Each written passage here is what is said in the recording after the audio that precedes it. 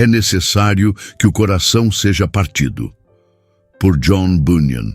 Agora abordarei a seguinte questão. Qual é a necessidade de um coração partido? Uma pessoa pode ser salva sem um coração partido? Deixando de lado os mistérios que pertencem somente a Deus, o coração deve ser partido para a salvação, porque uma pessoa não buscará sinceramente os meios de salvação até que seu coração esteja partido. Isaías ocorre por várias razões.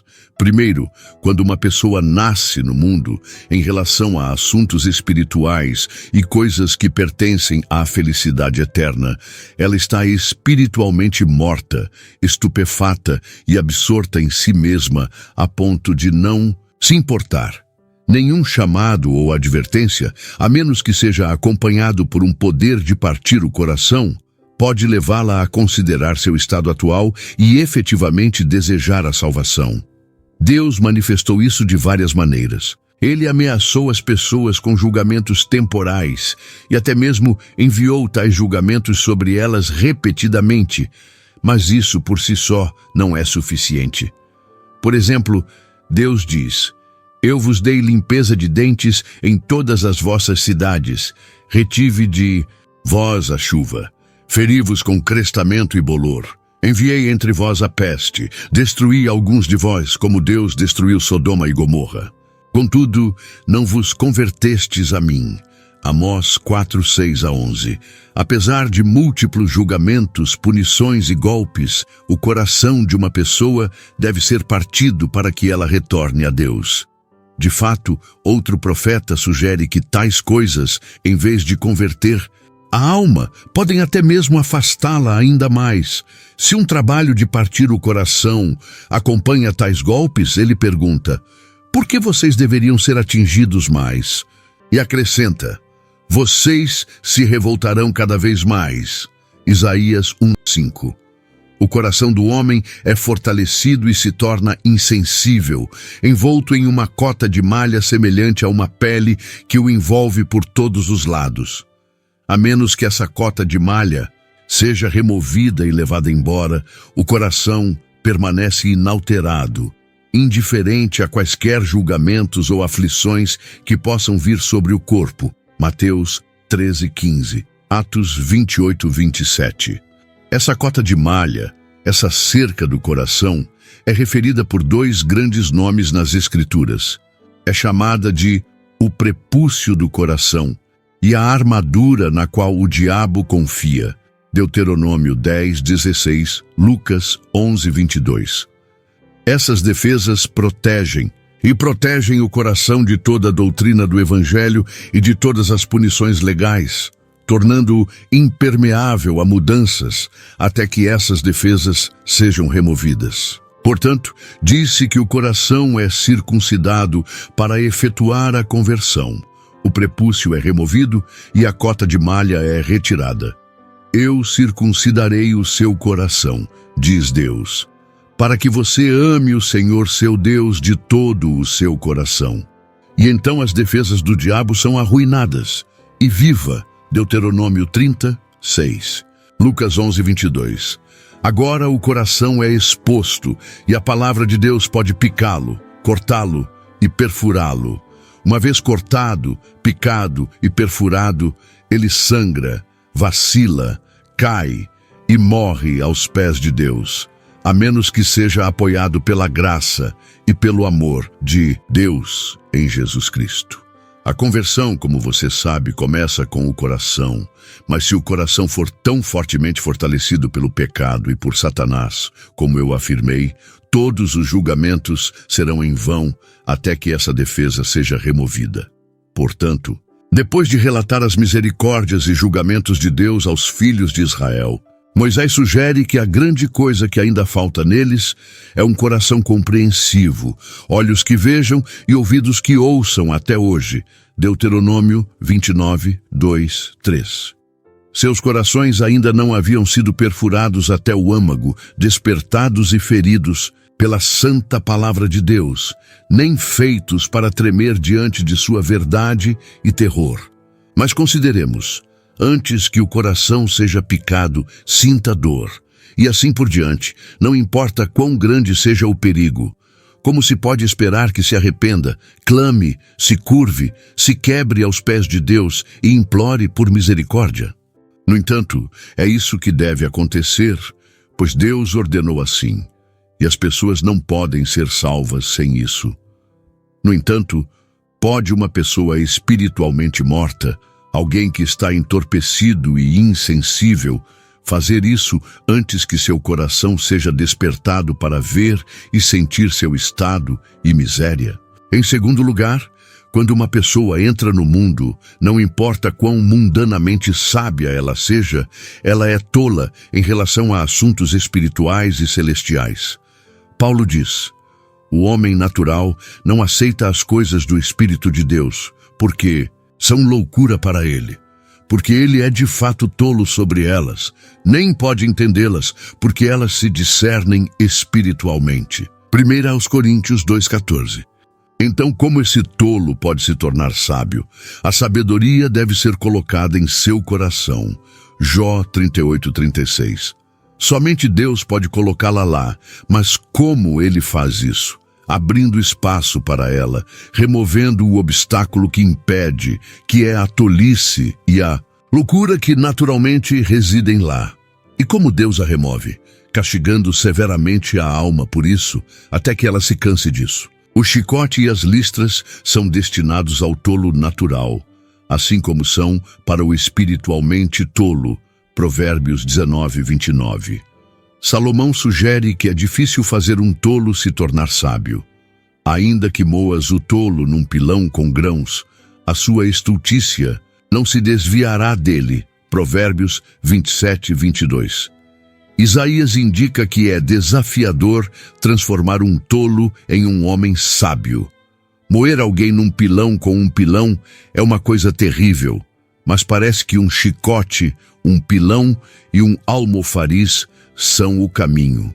E se esta é a maneira de tornar alguém sábio neste mundo, e se tudo isso dificilmente é o suficiente, como um tolo que é espiritualmente tolo deve ser chicoteado, espancado e despido antes de se tornar sábio em questões espirituais. De fato, seu coração deve ser colocado no pilão de Deus e espancado, esmagado com o pilão da lei, antes que eles estejam dispostos a ouvir as coisas celestiais. As palavras de Jeremias são significativas. Por meio do engano, isto é, da tolice, eles se recusam a me conhecer, diz o Senhor. E o que se segue? Portanto, assim diz o Senhor dos Exércitos: eu os refinarei e os provarei, isto é, com fogo, pois de que outra forma posso lidar com meu povo? Jeremias 9, 6 e 7. Eu os refinarei, os colocarei na minha fornalha, e ali os provarei, e ali os farei conhecer-me, diz o Senhor. Quando Davi estava sob castigo espiritual por seu pecado e seu coração estava sendo partido por Deus, ele disse que Deus o faria conhecer a sabedoria. Salmo 51, 6. Ele estava no pilão, na fornalha, ferido e derretido. Seus ossos, seu coração, estavam se quebrando e sua loucura estava partindo. Agora ele disse: você me fará conhecer a sabedoria. Se eu entendo alguma coisa sobre o caminho de Deus conosco, tolos, nada mais nos tornará sábios. Nem mesmo 1000 quebras nos tornarão tão sábios quanto deveríamos ser. Dizemos que a sabedoria não é boa até que seja comprada. E a pessoa que a compra geralmente paga um preço, de acordo com a intenção desse provérbio. O tolo é sábio em sua própria opinião, e, portanto, há uma dupla dificuldade que ele deve enfrentar antes que possa ser sábio de fato. Não apenas sua tolice deve ser removida, mas sua sabedoria deve ser tirada dele também. Como isso pode ser feito? Rasgando seu coração com uma convicção severa que lhe mostra que sua sabedoria é sua tolice e que ela o destruirá. Um tolo ama sua tolice, a valoriza e é tão apaixonado por ela que deve ser preciso algo significativo para fazê-lo: abandoná-la. Pessoas tolas não pesam, consideram ou comparam a sabedoria com sua tolice. A tolice é alegria para quem não tem juízo. E como o cão que volta ao seu vômito, assim o tolo repete sua tolice. Provérbios 15, 21, 26, 11.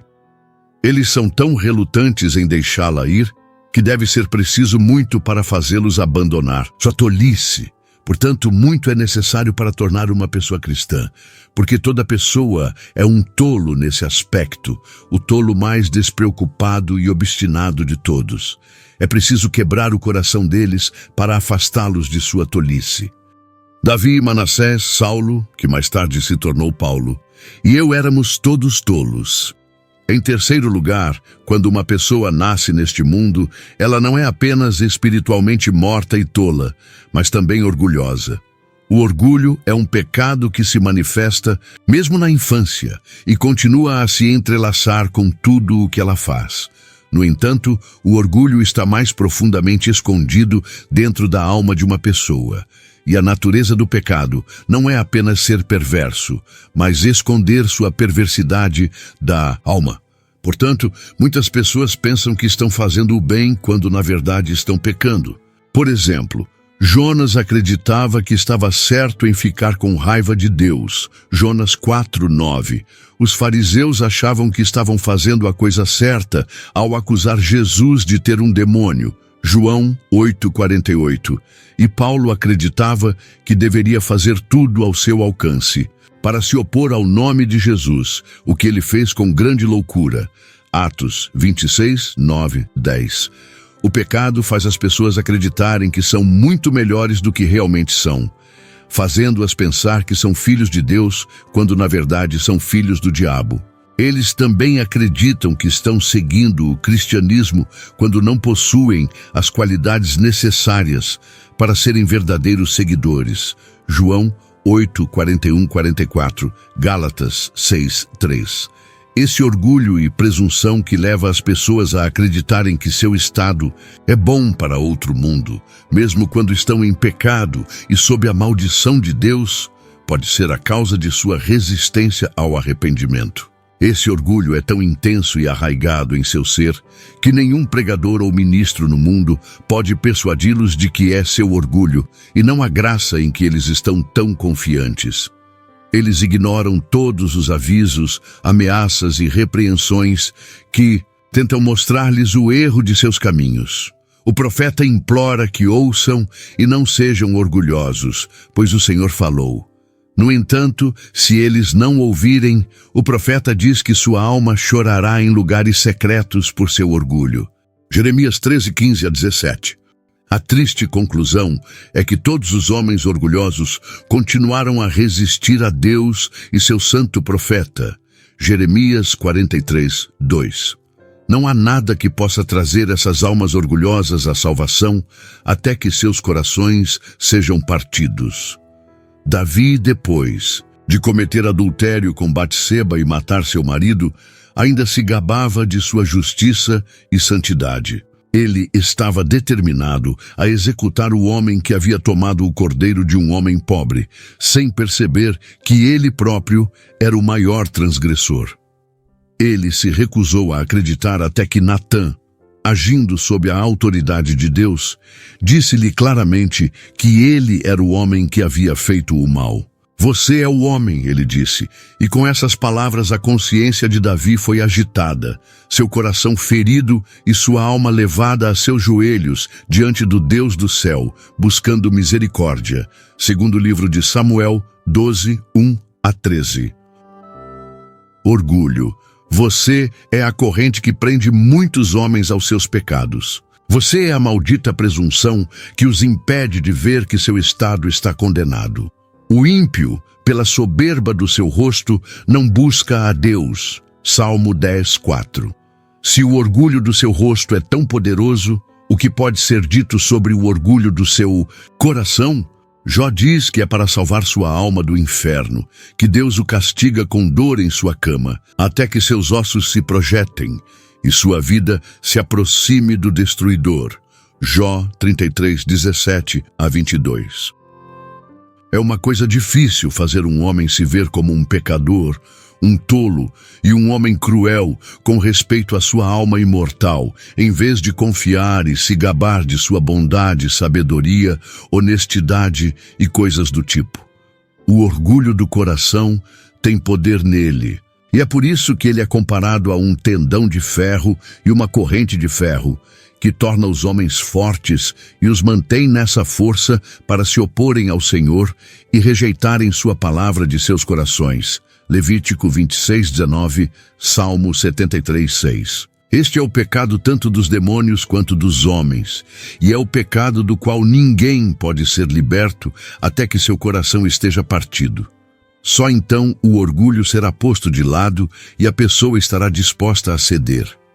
Se alguém tem orgulho de sua força ou masculinidade, uma perna quebrada o humilhará. Se alguém tem orgulho de sua bondade, um coração partido o humilhará. Como dito anteriormente, um coração partido vem da descoberta e reconhecimento do pecado de alguém, através do poder de Deus na consciência. Em quarto lugar, tome um homem quando ele entra no mundo. E ele não está apenas morto, tolo e orgulhoso, mas também obstinado e teimoso, segundo a carta de Pedro 2:10. Uma criatura teimosa e inflexível é o homem antes que seu coração seja partido. É por isso que ele é frequentemente chamado de rebelde e desobediente, fazendo apenas o que deseja. O dia todo, diz Deus, estendi minha mão a um povo desobediente e contradizente. Além disso, eles são comparados a um cavalo obstinado ou teimoso, que apesar dos comandos de seu cavaleiro, avança para a batalha. Cada um, diz Deus, se volta para seu próprio curso, como o cavalo que corre para a batalha. Jeremias 8:6. Eles dizem: com a nossa língua prevaleceremos, nossos lábios são nossos, quem é Senhor sobre nós? Salmo 12:4. Dizem que eles tapam os ouvidos, afastam os ombros, fecham os olhos e endurecem os corações contra as palavras de Deus, desprezam o conselho do Altíssimo. Salmo 107:11, Zacarias 7:10-12.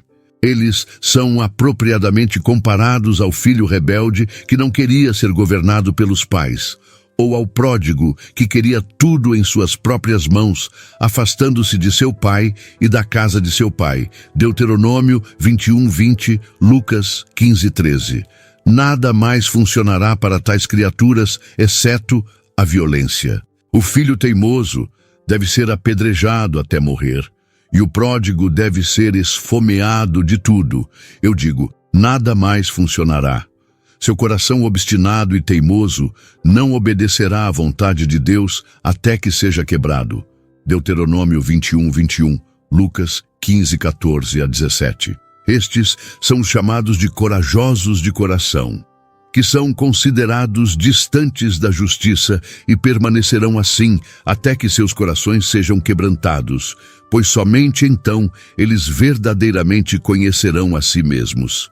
Isaías 9:9-11. Quinto, ao entrar no mundo, o homem não está apenas morto, tolo, orgulhoso e obstinado, mas também destemido. Não há, diz a Escritura, temor de Deus diante de seus olhos. Romanos 3:18. Há medo do homem, medo de perder seu favor. Amor, boa vontade, ajuda e amizade, o que é evidente em todos os lugares. Os pobres temem os ricos, os fracos temem os fortes, e aqueles que são ameaçados temem suas ameaças. Mas quando se trata de Deus, ninguém o teme. Isto é, por natureza, ninguém o reverencia. Eles não temem sua ira, nem buscam sua graça, nem perguntam como podem escapar de sua mão vingadora, que está levantada contra seus pecados e almas por causa do pecado. Eles temem pequenas coisas, mas não têm medo de perder suas almas. Eles não me temem, diz o Senhor. Malaquias 3:5.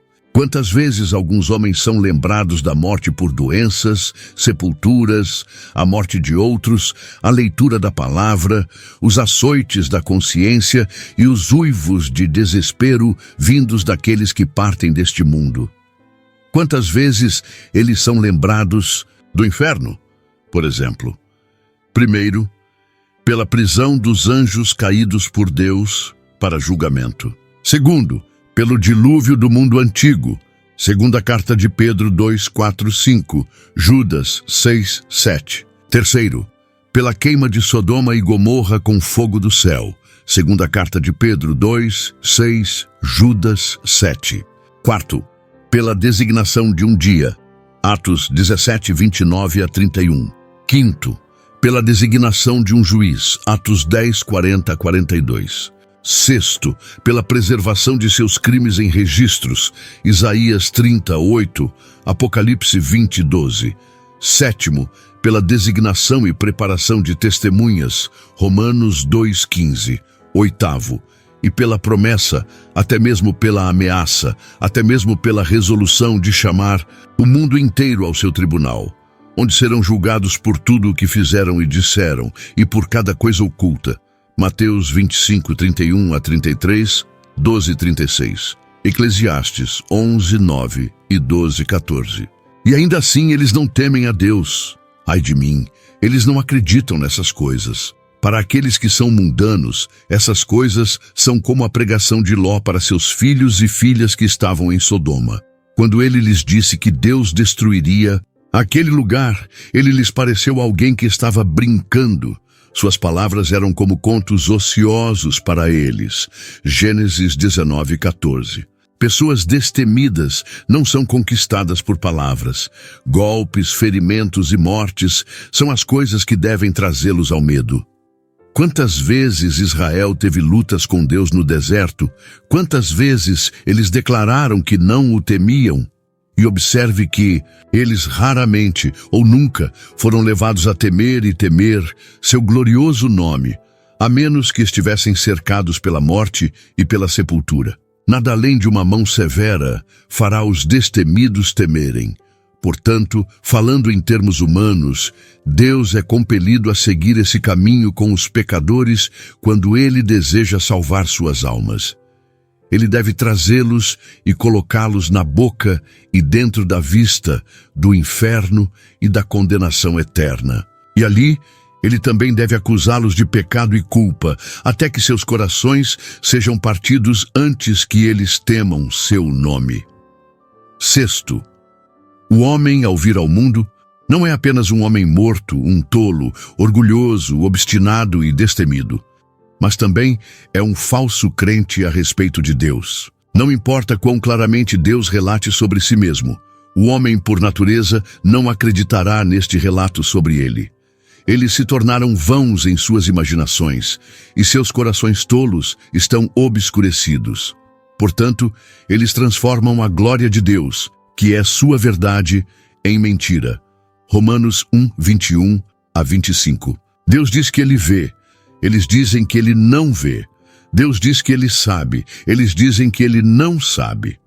Deus diz que ninguém é como Ele. No entanto, eles dizem que Ele é exatamente como eles. Deus diz que ninguém guardará sua porta por nada. Eles dizem que é inútil e inútil servi-lo. Ele diz que fará o bem. Eles dizem que Ele não fará nem o bem nem o mal. Jó 22, 13, 14. Salmo 50, 21. Malaquias 3, 14. Assim, eles falsamente acreditam a respeito de Deus. Além disso, a respeito da palavra de sua graça e da revelação de sua misericórdia em Cristo, eles não hesitam em dizer por sua prática, pois um homem perverso fala com seus pés, Provérbios 6:13, que é uma mentira descarada e não é confiável, Primeira carta de João 5:10. Agora, o que Deus pode fazer para salvar essas pessoas? Se Ele se esconder e ocultar sua glória, elas perecerão. Se Ele enviar mensageiros a elas e não vier pessoalmente, elas perecerão. Se Ele vier a elas, mas não trabalhar nelas por sua palavra, elas perecerão. E se Ele trabalhar nelas, mas não efetivamente, elas perecerão. Se Ele trabalhar efetivamente, Ele deve quebrar seus corações e fazê-las cair a seus pés por misericórdia, como homens feridos, ou nenhum bem será feito a elas. Elas não acreditarão corretamente até que ele as quebre de suas crenças erradas e as faça saber, quebrando seus ossos por sua falsa fé, que ele é e será o que ele disse sobre si mesmo em sua santa palavra. O coração, portanto, deve ser quebrado antes que a pessoa possa chegar ao bem. 7. Quando o homem vem ao mundo, ele não é apenas um homem morto, um tolo, orgulhoso, obstinado, destemido e um falso crente, mas também um grande amante do pecado. Ele é cativado, arrebatado e afogado em seus deleites. Portanto, a palavra diz que as pessoas amam o pecado, se deleitam com mentiras, têm prazer em fazer o mal e aqueles que o fazem, e elas desfrutam de seu próprio engano e se orgulham de sua vergonha. Esta é a natureza do homem, porque o pecado é misturado e tem domínio sobre todos os poderes de sua alma. É por isso que se diz que eles são cativos dele e levados aos prazeres dele pela vontade do diabo. E não é fácil quebrar o amor ou tirar as afeições de um objeto no qual elas estão tão profundamente fixadas, enraizadas, como o coração do homem está em seus pecados. Quantas pessoas desdenhosamente descartam todas as atrações do céu, pisoteiam todas as ameaças de Deus e dizem pshol para todas as chamas do inferno, quando elas são apresentadas como razões para afastá-las de seus prazeres pecaminosos. Elas são tão fixas e loucas por seus ídolos bestiais. Qualquer um que tente pará-las em seus caminhos dessa forma é como alguém tentando parar as ondas furiosas do mar de seu curso quando impelidas por ventos poderosos. Quando os homens são colocados nisso, quando a razão e a consciência começam a ouvir um pregador ou um julgamento que começa a caçar a iniquidade, quantos truques, evasões, desculpas, objeções, atrasos e esconderijos eles farão, inventarão e encontrarão para esconder e preservar seus pecados consigo mesmos e, com suas almas, nas delícias deles, para sua própria perdição eterna. Eles se esforçam para sufocar a consciência, sufocar convicções, esquecer Deus, tornar-se ateus, contradizer pregadores que são claros e honestos, e amontoar para si, mesmo os apenas pregadores que são como eles, que falam coisas suaves e profetizam enganos. Sim, eles dizem a tais pregadores: saiam do caminho, desviem-se do caminho, façam com que o Santo de Israel cesse de estar diante de nós. Isaías 38:11. Se eles ainda forem seguidos, e a consciência e a culpa os encontrarem em seus lugares secretos, e rugirem contra eles por suas vidas perversas, então eles bajularão, dissimularão e mentirão contra suas almas, prometendo se consertar, se converter, se arrepender e melhorar em breve, tudo para afastar convicções e molestamentos em seus caminhos perversos, para que possam perseguir suas luxúrias, prazeres e deleites pecaminosos sem controle. De fato, conheci alguns que, por causa do peso da culpa e dos açoites do inferno sobre suas consciências por suas más ações, rugiram como ursos, gritaram como dragões e uivaram como cães. Mas assim que seus tormentos e medos atuais passaram, eles retornaram novamente como o cão ao seu vômito e como a porca lavada ao seu revirar-se na lama. Oséias 7:14, segunda carta de Pedro 2:20-22. Mais uma vez, alguns provaram a boa palavra de Deus, a alegria do céu e os poderes do mundo vindouro, e ainda assim não conseguiram romper seu vínculo com suas concupiscências e pecados, não importa o quanto tentassem. Hebreus 6:4-5, Lucas 8:13, João 5:33-35.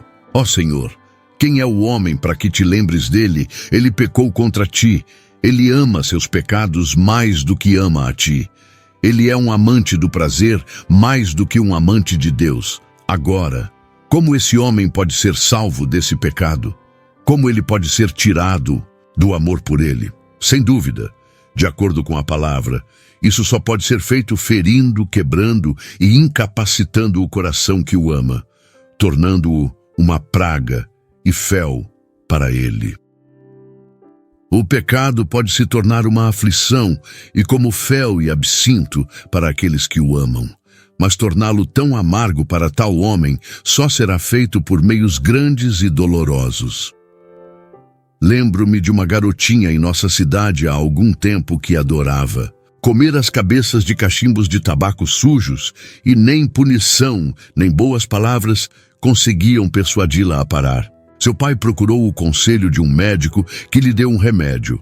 Pegue o máximo de cabeças de cachimbo de tabaco mais sujas que você puder encontrar. Ferva-as em leite e faça um possete desse leite. Então faça sua filha beber o possete. Ele fez isso. E o possete se tornou tão desagradável e nauseante para seu estômago que ela nunca mais suportou comer cabeças de cachimbo de tabaco e foi curada de seu vício. Você ama seu pecado e a punição e as boas palavras ainda não foram capazes de fazer você se afastar dele. Cuidado! Se você não se afastar, Deus fará de você um posse dele, que será tão amargo para sua alma, tão desagradável para seu paladar, tão repulsivo para sua mente e tão aflitivo para seu coração, que ele o quebrará com doença e tristeza até que você o deteste. Ele fará isso se ele te ama. Se não, ele permitirá que você continue com seu vício. Mais uma vez, os filhos de Israel ansiaram por carne em vez do pão do céu, e choraram, clamaram e murmuraram sobre ela, desprezando o que lhes era oferecido. Números 11, 1, 6. Moisés foi até Deus e relatou como o povo havia rejeitado o pão celestial e como eles ansiavam, cobiçavam e desejavam ser alimentados com carne. Deus disse que eles teriam carne e eles se saciariam dela até que estivessem enjoados dela, dizendo: não comereis 1 dia, nem 2 dias, nem 5 dias, nem 10 dias, nem 20 dias, mas sim 1 mês inteiro, até que saia pelas vossas narinas e vos seja repugnante, porque desprezastes ao Senhor. Números 11, 11 a 20. Deus sabe como fazer com que o que você deseja seja repugnante para você, especialmente se não for bom para você. E se Ele te ama, Ele fará isso. Caso contrário, Ele deixará você até o dia do julgamento e o responsabilizará por todos os seus pecados então. 8º. Quando uma pessoa nasce neste mundo, ela não é apenas espiritualmente morta, mas também tola, orgulhosa, obstinada, destemida, uma falsa crente e uma amante do pecado. Ela é como a oliveira brava ou um jumento selvagem, porque o homem vaidoso ou vazio seria sábio, ainda que o homem nascesse como o potro de um jumento selvagem. Jó 11, 12. Ismael era uma figura do homem por natureza, um homem selvagem. E o Espírito Santo disse dele: e ele será um homem selvagem. Gênesis 16, 12. Este homem era uma figura de todos os homens carnais, afastados de Deus. Assim, foi dito do filho pródigo em sua conversão que ele caiu em si, o que implica que ele era selvagem ou fora de si antes. Lucas 15, 17. Embora às vezes haja uma diferença entre ser selvagem e ser louco, em termos espirituais, alguém que é selvagem em relação a Deus é considerado louco ou fora de si, e incapaz de cuidar de seu próprio bem eterno até que seja domado. Há várias coisas que são sinais de ser selvagem ou louco, e todas elas convergem em uma pessoa carnal. Primeiro, uma pessoa selvagem ou louca não ouve bons conselhos. O caos em sua mente os fecha para pessoas sábias e sóbrias, fazendo com que sejam desviados. Da mesma forma, pessoas carnais tratam bons conselhos como pérolas atiradas aos porcos. Eles os pisoteiam e desprezam a pessoa que os oferece. Mateus 7, 6. As palavras do sábio são ouvidas em silêncio mais do que o clamor daquele que governa. Entre os tolos, Eclesiastes 9, 17. Uma pessoa selvagem ou louca passará a vida inteira em uma tarefa que, no fim das contas, não dará em nada. Seu trabalho, labor e labuta não dão em nada, provando que a pessoa que o fez estava louca. Davi, imitando tal pessoa, rabiscou no portão do rei como um tolo com giz. Todo o trabalho de pessoas carnais é assim, trabalhando para o vento, não conseguindo nada mais do que encher sua barriga com o vento leste. Jó 15:2. Uma pessoa selvagem ou louca, quando recebe uma tarefa, a completará de acordo com sua própria fantasia tola, em vez de seguir as instruções dadas a ela. Jeú executou a ordem do Senhor em sua própria loucura, não prestando atenção à ordem do Senhor. Segundo Livros dos Reis 9:20. 10:31.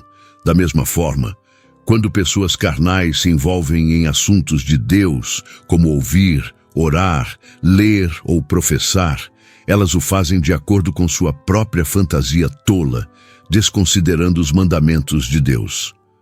Uma pessoa selvagem ou louca, quando se veste, revela sua loucura até mesmo na maneira como o faz. Elas usam coisas frívolas e sem valor, ou se usam algo melhor, elas o usam de uma maneira absurda e ridícula, em vez de uma maneira que mostre sabedoria e sobriedade. E assim é com pessoas naturais que tentam agradar a Deus com sua aparência exterior. Alguém em sã consciência tentaria se tornar agradável aos outros, vestindo-se com trapos imundos ou cobrindo seu rosto com sujeira. E, no entanto, é assim que as pessoas carnais se vestem quando tentam se aproximar de Deus. Isaías 64:6, Filipenses 3:7-8. Oh, a loucura que possui os corações e mentes das pessoas carnais. Elas andam de acordo com os caminhos deste mundo, seguindo o espírito do diabo, que é o espírito de desobediência. Mas elas percebem isso? Não, elas acham que são as únicas que são sãs, e são levadas por suas próprias ideias insanas e zombam dos outros que vivem no mundo. Mas como uma pessoa selvagem ou louca pode se tornar sóbria? Deixá-las sozinhas ou dar-lhes palavras gentis não vai funcionar. Elas devem ser domadas, elas devem ser contidas pela força. Ele abateu seus corações com trabalho, ou por molestamento contínuo, como diz o salmista, Salmo 107, 10-12. Ele está falando de loucos que são mantidos na escuridão, presos em aflição e ferros, porque se rebelaram contra as palavras de Deus e desprezaram o conselho do Altíssimo. Somente Deus pode lidar com eles dessa maneira. Eles devem ser tirados das pessoas, colocados em correntes, escuridão, aflições e ferros. Eles devem ser sangrados, meio famintos, chicoteados, purgados e tratados como loucos, até que recuperem a razão e clamem em sua angústia. Então eles clamam ao Senhor em seus problemas, e Ele os salva de sua angústia. Ele os tira da escuridão, da sombra da morte, e quebra suas correntes. Salmo 107, 13-15. É assim que Deus doma o selvagem e traz os pródigos para si mesmos e para Ele por misericórdia. 9. Quando uma pessoa entra neste mundo, ela não é apenas espiritualmente morta, tola, orgulhosa, obstinada, destemida, uma falsa crente, uma amante do pecado e selvagem, mas também não tem gosto pelas coisas do reino de Deus. Mencionei anteriormente que uma pessoa não convertida não pode saborear as coisas, mas também devo acrescentar que ela não tem apetite por elas. Elas chamam as coisas amargas de doces e as coisas doces de amargas. Elas julgam tudo incorretamente. Essas pessoas são aquelas a quem Deus adverte com um ai. Ai dos que ao mal chamam bem e ao bem mal, que fazem das trevas luz e da luz trevas, que fazem do amargo doce e do doce amargo. Isaías 5:20. Esta parte do texto nos mostra claramente que algumas pessoas não têm gosto pelas coisas de Deus. Elas consideram as coisas doces dele amargas e as coisas amargas do diabo doces, tudo porque não tem um coração partido.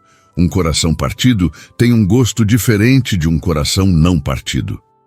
Uma pessoa que não tem dor ou sofrimento físico não pode apreciar a virtude ou a bondade do mais excelente emplastro, mesmo que seja aplicado em um braço ou perna. Em vez disso, diriam: afaste-se dessas coisas fedorentas. Mas aplique o mesmo emplastro onde for necessário, e o paciente apreciará, provará e saboreará sua bondade, e até mesmo o elogiará e recomendará aos outros. O mesmo acontece com as coisas espirituais. O mundo não sabe o que significa a angústia ou a dor de um coração partido. Eles dizem: quem nos mostrará o bem? Ou seja, o que é melhor do que o que encontramos em nossos esportes, prazeres, propriedades e preferências. Há muitos, diz o salmista, que fala dessa maneira. Mas o que a pessoa aflita diz? Senhor, levanta sobre nós a luz do teu semblante, e então acrescenta: puseste alegria no meu coração, isto é, pela luz do teu semblante, pois esse é o emplastro para um coração partido. Puseste alegria no meu coração, mais do que no tempo em que o seu trigo e o seu vinho aumentavam. Salmo 4, 1-7. Um coração partido pode saborear o perdão e as consolações do Espírito Santo. Assim como uma pessoa faminta ou sedenta valoriza o pão e a água quando lhes falta, assim também aqueles com um espírito ferido apreciam e têm em alta estima as coisas do Senhor Jesus. Sua carne, seu sangue, sua promessa e a luz de seu semblante são as únicas coisas doces para cheirar e saborear para aqueles com o coração partido. A alma cheia detesta o favo de mel e o inquebrável despreza o evangelho. Eles não têm gosto pelas coisas de Deus. Se 20 pessoas ouvissem um perdão sendo lido e apenas uma dessas 20 fosse condenada a morrer, e o perdão fosse apenas para aqueles que foram condenados, qual dessas pessoas você acha que realmente apreciaria a doçura desse perdão? Certamente seria a pessoa condenada. Esta é precisamente a situação com a qual estamos lidando. Os de coração partido são como pessoas condenadas. Na verdade, é um sentimento de condenação, entre outras coisas, que fez com que seus corações fossem partidos. Nada além de um sentimento de perdão pode curá-los. Mas eles podem realmente saborear ou apreciar completamente esse perdão? Não, eles não podem, a menos que entendam sua necessidade dele. Para aqueles que não reconhecem sua necessidade de perdão, ele será tão inútil quanto é para alguém que não sente nenhuma falta em sua vida. Então, por que algumas pessoas prezam o que os outros desprezam, mesmo que todos precisem da mesma graça e misericórdia de Deus em Cristo? A resposta é simples. Algumas pessoas reconhecem seu estado lamentável e miserável, enquanto outras permanecem cegas a ele. E então, demonstrei a necessidade de um coração partido. O homem está morto e deve ser trazido à vida. O homem é tolo e precisa se tornar sábio. O homem é orgulhoso e deve ser humilhado. O homem é obstinado e deve ser quebrado. O homem não tem medo e deve ser levado a refletir. O homem é um falso crente e deve ser corrigido. O homem é um amante do pecado e deve ser afastado dele. O homem é selvagem e deve ser domado. O homem não tem gosto pelas coisas de Deus e não consegue encontrar sabor nelas até que seu coração esteja partido. Amém.